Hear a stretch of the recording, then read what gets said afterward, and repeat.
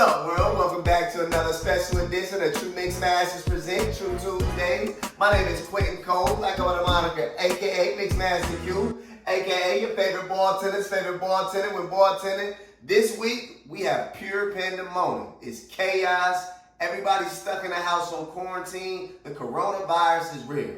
But I said it's a great opportunity. Let's crack a Corona for the Corona. We're going to teach you how to make a red Corona. Now let's talk about the ingredients that it takes to make a red Corona. Now all we need is a Corona Extra and grenadine. Now this is a drink that I typically would make in the nightclubs. Fairly easy to make, really fast, and it's going to taste chill. Let's get it cracking and crack some Coronas.